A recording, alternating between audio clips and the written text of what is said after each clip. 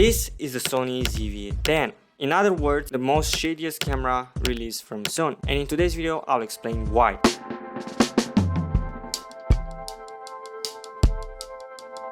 Hey, what's up guys? Welcome to the Reynolds channel. Today we're looking into the Sony ZV-E10 and how Sony marketed this camera in a shady way. Let's get into it. Starting off with the design.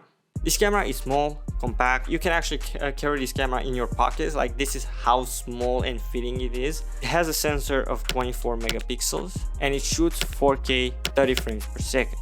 When it comes to images in broad daylight, this camera is pretty solid. You'll get better results with this camera than with your smartphone.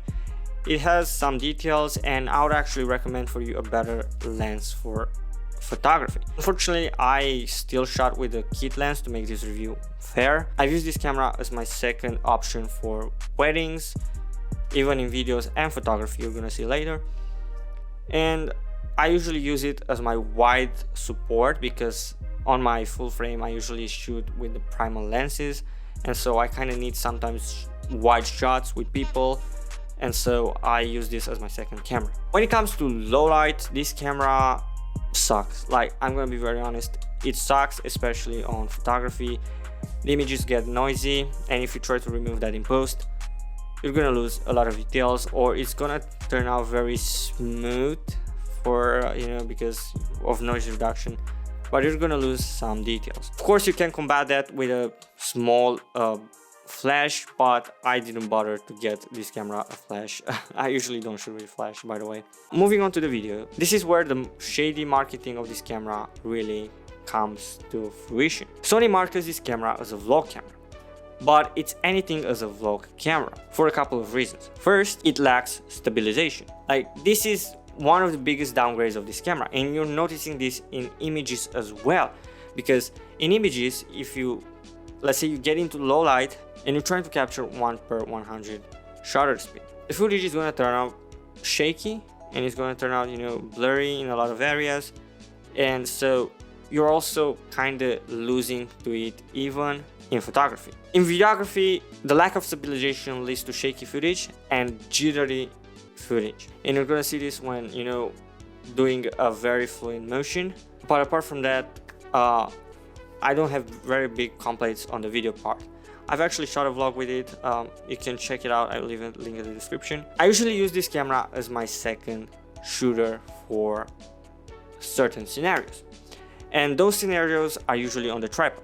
On a tripod, this camera actually delivers pretty solid performance when it comes to the footage. I use this usually at my weddings to kind of film the whole sermons, so my clients to have the sermons recorded full. And I also use this as my main content creating camera. The footage you see right now is shot on the Sony ZV-E10. Of course, I also have the lights that kind of make my face have the details on it, but mostly this camera shoots on the tripod, and on the tripod the details are pretty solid. When it comes to the log footage, I'm not really good at shooting log and color grading. I just find it pretty hard, but I also usually get more noise out of this camera's log than on my Sony A7C. Again, I'm not pretty good at shooting logs, so mistakes may happen. I don't know, I don't know about other people. Maybe better color graders are going to get better results from the log from this camera. Can you shoot cinematic content on this camera? That depends on your skills as an artist. You can shoot cinematic content even with your smartphone. The thing is about the details and the focus, which I usually notice when shooting with cameras and my smartphone. Who is this camera really for? I believe this camera is for people that shoot on a tripod and don't want to break their bank.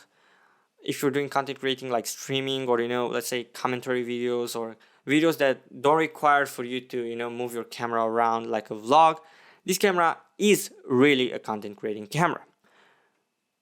Do I recommend this camera for weddings? Absolutely not. I think I kind of made a mistake buying this camera for weddings, but luckily I have my Sony A7C that kind of covers and covers that minus of this camera. I kind of blame Sony for marketing this camera as a vlog camera. It's not a vlog camera. You can shoot vlogs on it, but when it comes to stabilization, you'll probably get a better footage on DJI Action 5 camera or a DJI Olmo camera. If you want a vlogging camera for Sony, you should go with a Sony a6000 series or the Canon PowerShot, I think it was called.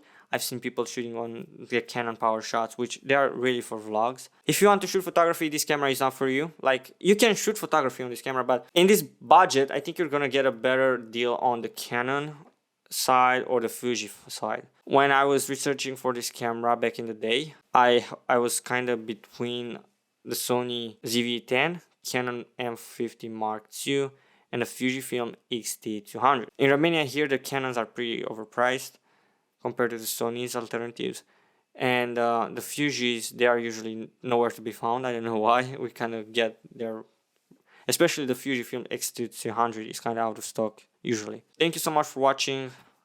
My name is Reynald. If you like my content, like, share, and subscribe. If you didn't, thank you for listening till the end, and I'll see you in the next one. Bye bye.